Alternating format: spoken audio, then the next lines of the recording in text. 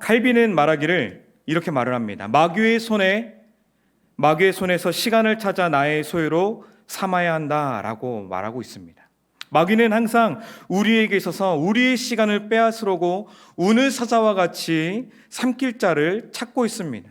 왜냐하면 하나님의 일을 해야 할 시간에 마귀가 그 시간을 빼앗아 자기의 시간으로 삼으려고 하기 때문에 우리는 항상 깨어 있어야 된다는 것이지요.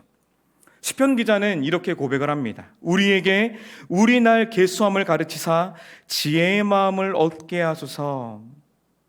우리에게, 여러분, 우리에게 계수함을 가르치사라고 말을 합니다.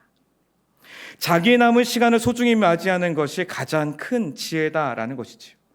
여러분, 모든 시간에는 끝이 있습니다. 하루에 24시간도요, 하루 이 시간이 온종일 지나가다 보면은 00시가 되어집니다. 그리고 12월 31일도 이렇게 지나가고 나면은 1월 1일이 시작되어지지요. 오늘 우리가 함께 읽은 이 말씀에서도 사도 바울은 에베소 교인들을 향하여서 권면의 말씀을 전하는데 바로 세월을 아끼라라고 말씀을 전하고 있습니다. 여기서 세월을 아끼라라는 말씀은 단순히 시간을 낭비하지 말고 계획적으로 살아라라는 이러한 어떤 인생의 계획적인 것을 말을 하는 것이 아닙니다. 여러분, 예전에 이런 말이 있었죠. 인생마다 흘러가는 속도가 있다라고 합니다. 10대는 몇 킬로의 속도를 가지고 흘러간다라고 하지요? 10킬로의 시간. 그 20대는 몇 킬로의 시간을 갖고 흘러갑니까? 20킬로. 여러분, 50대, 60대, 70대의 속도는 어떠합니까? 우리는 아주 잘 알고 있는 내용입니다. 세상의 수많은 사람들은요, 자기가 처해 있는 시간들을 자기의 나이에 빗대어서 이렇게 흘러간다라고 고백을 하고 있습니다. 아끼라라는 말은요, 속량하다 혹은 구원하다, 속량하라라는 이 명령주의 말을 가지고 있습니다. 이를 보고 이 칼빈의 말을 바꿔서 어떤 설교자는 이렇게 말을 합니다. 어둠 속에 빼앗긴 시간들을 되찾아 의미 있는 삶을 살아내라라고 말을 합니다. 땅 위의 인생의 시간들에 속해서 시간을 구원하라, 시간을 건져내라라는 뜻이 있지요. 사도 바울은 이렇게 세월을 아끼라라고 말한 까닭이 무엇입니까? 바로 때가 악하니입니다. 인생이 악하기 때문에, 우리가 살고 있는 이 시대가 너무나 악하기 때문에 세월을 아끼라라고 말을 하고 있는 것입니다. 세상이 악하고 어둠으로 향하고 있는 이때 빛으로 행하신 예수 그리스도를 따라서 악한 것이 아닌 또 선한 것을 놓치지 말고 최선을 다해서 하나님께서 우리 가운데 알려주신 선한 삶을 살라고 말씀을 하는 것입니다. 따라서 악한 세상을 따라 사는 것이 세월을 낭비하는 것이지요. 우리가 살고 있는 오늘의 시간은 어떠합니까? 사랑하는 귀한 성도님의 오늘의 시간은 어떠하셨습니까? 오늘날에도 하나님의 선하심을 따라 행하지 못하고 어둠 속에서 세월을 낭비하는 사람들이 너무나 많이 있습니다. 이럴 때일수록 우리 성도의 삶은요, 하나님의 선하심을 더욱 행해야 하고 또 주어진 인생의 기회를 아끼면서 살아가야 하는 것인데, 이것이 바로 세월을 아끼며 살아간다라는 것이지요. 그렇다면 어떻게 하면 세월을 아끼며 살아가는 삶이 될까요? 첫 번째로 우리는 하나님의 뜻이 무엇인지 분별해야 합니다. 오늘 말씀해 보시게 되면 15절의 말씀입니다. 15절의 말씀해 보시게 되면 그런즉 너희가 어떻게 행할지를 자세히 주의하여 라고 말씀합니다. 여러분, 이 말씀을 다시 한번 어떤 주석가는 이렇게 말합니다. 빛의 자녀들은 자기에게 주어진 삶을 어떻게 살아야 할지를 주의 깊게 살피면서 살아가라라고 말씀합니다. 믿음이 없는 사람은 자신의 경험과 행동에 근거하여서 그저 자신이 배웠던 그 삶의 시간들 속에서 판단하고 행동할 때가 많이 있는데, 우리 또한 믿음이 없는 자와 같이 하지 말고 우리의 생각이, 우리의 삶의 모든 그 행동이 하나님의 선하신 뜻과 관계가 있는지를 우리는 매일 삶을 점검하면서 주의하면서 우리는 하루하루를 그렇게 살피면서 살아가야 된다라는 것이죠. 그런데 그렇게 결국 주의하지 못하면 믿음이 없는 사람의 생각이 되어버리고 하나님이 보시기에 한없이 미련하고 어리석어 보이는 삶을 살 수밖에 없다는 것이죠. 우리의 삶을 매일같이 살피어서 하나님이 원하시는 삶을 살아가시기를 간절히 소망합니다. 요나 선지자가 그랬습니다. 요나는 하나님의 명령을 받았습니다. 하나님께서는 요나를 향하여서 니느웨로 가서 그들에게 복음을 전하라, 하나님의 심판의 때를 선포해라, 하나님의 말씀을 선포해라 라고 하나님께서는 요나에게 말씀하셨습니다. 하나님의 명령을 들은 요나는 그 말씀에 순종하지 않기로 작정을 하죠. 사실 요나는요, 하나님의 선하신 그 계획과 하나님의 그 선하신 뜻을 드러낼 수 있는 아주 좋은 기회였습니다. 어찌 보면 하나님께서는 요나에게 하나님의 시간을 허락하셨던 것이지요. 하나님께서는 니느웨 백성이 회개하여 돌아오는데 온 집중을 쏟고 계셨습니다. 그 계획은 하나님에 대하여 대적했던 백성을 용서하시는 하나님의 긍휼하심과 하나님의 선하심을 드러내는데 아주 좋은 기회였는데, 요나는 그 뜻을 주의 깊게 이해하려지 않았고 결국 요나는 불순종하게 되었다라는 것이죠. 요나는 자신의 본성에 이끌려서, 요나는 자신이 그동안 보고 듣고 느꼈던 모든 감정들 때문에 하나님의 말씀 앞에 불순종하기로 작정한 것입니다. 니느웨 사람들은 이스라엘과 원수됐던 사람들입니다. 그들과 당연히 상종하기 싫었던 것이지요. 그들이 회개하고 하나님께 돌아오는 것은 더욱더 싫었습니다. 어떠한 마음이었을까요? 요나에게 지금 들었던 그 마음은 어떠한 마음이었을까요? 차라리 그들이 멸망받았으면 좋겠다.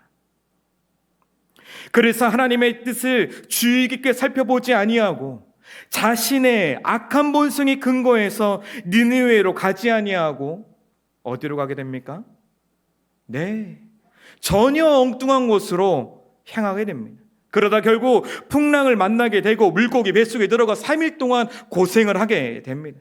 결국 하나님의 명령대로 다시 그는 방향을 바꾸어서 다시 인생의 시간을 투자해서 니느웨로가 하나님의 말씀을 선포하고 하나님의 뜻을 선포하고 심판을 예고하고, 그러자 어떠한 일이 일어납니까? 그러자 그곳에 있는 많은 사람들이 회개하고 구원받는 역사가 일어났습니다. 요나 선지자는 하나님의 선하심을 따르지 못함으로 그저 세월만 낭비하는 어리석은 일을 하고 만 것이지요. 우리 또한 하나님의 뜻이 무엇인지를, 하나님의 뜻이 어디에 있는지를 우리의 생각과 삶을 주의하여 살펴보시기를 간절히 소망합니다. 나의 뜻을 내려놓고 하나님이 말씀하시는 그곳이 어디에 있는가? 우리가 경험한 것을 그저 우리가 보고 듣고 배웠던 우리의 삶의 노하우를 의지하여서 인생을 살아가는 것이 아니라 하나님의 뜻을 주의 깊게 살피어서 말씀에 순종하는 그러한 삶을 살아야 될 줄로 믿기를 바랍니다. 말씀 속에서 하나님의 뜻을 구하시고 기도하며 우리의 삶을 내어드리며 순종하는 삶이 곧 세월을 아끼는 삶이 되어진다라는 것이죠. 두 번째는 어떻게 하면 세월을 아끼며 살아가는 삶이 될까요? 사도 바울은 술 취하지 말고 성령의 충만함을 받으라 라고 말씀하고 있습니다. 우리가 하나님의 뜻을 이해한다 할지라도 인간적인 죄성과 연약함을 가지고는 주의 뜻을 따라가기는, 또 주의 뜻을 행하기는, 주의 말씀에 순종하기는 불가능합니다. 그 선하신 일들을 행하기 위해서는 성령의 도우심을 받아야 하고 인도하심을 받아야 하는 것이 필수적입니다. 그렇기 때문에 우리는 성령의 충만함을 받아야 될 줄로 믿기를 소망합니다. 사도 바울은 성령의 충만함과 술 취함을 비교하면서 말을 하고 있습니다.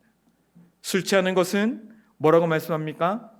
방탕한 것이니 라고 말하는 것으로 봐서, 이 술 취하는 것은 세상의 방탕한 일로 사로잡혀 방탕한 일에 사로잡혀 살아가고 있다는 것을 의미하는 것이지요. 당시 지역에는 디오니소스라는 이방인 신을 섬겼습니다. 이 디오니소스라는 이 이방인 신은 포도주의 신이었습니다. 그래서 그 당시에는 곳곳에서 이 포도주의 신을 섬기고자 이 술의 신전이 넘쳐났습니다. 그래서 그 신당 마당에는 마시고 취하고 음행을 버리고 그들의 삶 가운데 그들의 인생을 소진하는 데 시간을 투자하였습니다. 그래서 그 당시 신전, 그 디오니소스 신전 앞에는 이런 문구가 있다고 합니다. 디오니소스 신 앞에서 모든 것이 용납돼라는 글이 있었다라고 합니다. 다시 말하면 술에 취하면 모든 것이 용납된다라는 겁니다. 마시자, 먹자, 놀자, 취하자, 모든 것이 용납된다라는 거예요. 이 술에 취하면은 모든 것이 허락된다라는 것이지. 여러분, 술에 취하게 되면은 자연스럽게 술의 지배를 받게 됩니다. 여러분, 세상에 취하게 되면 어디에 지배를 받게 될까요? 세상에 지배를 받게 되는 것입니다. 또 사람이 취하게 되면 사람의 지배를 받게 되는 겁니다. 여러분, 취하는 것의 특징은 무엇입니까? 이 취하는 것의 특징은 내 의지와 전혀 상관없는 행동을 하게 된다는 것이지요.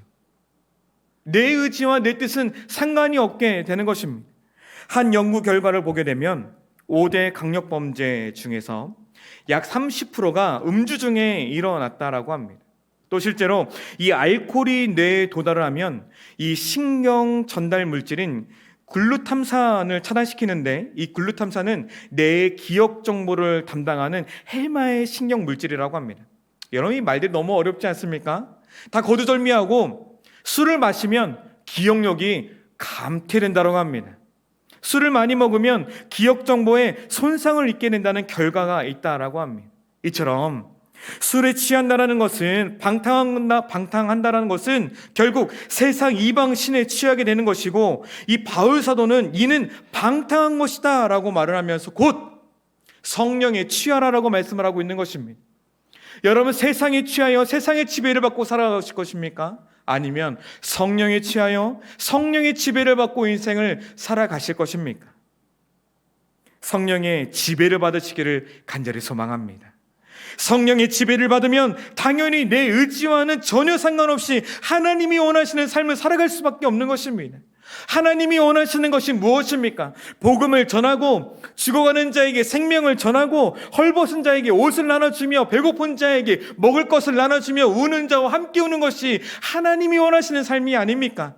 성령에 취하여 하나님이 원하시는 삶을 살아갈 수 있는 저와 여러분들의 삶을 살기를 간절히 소망합니다.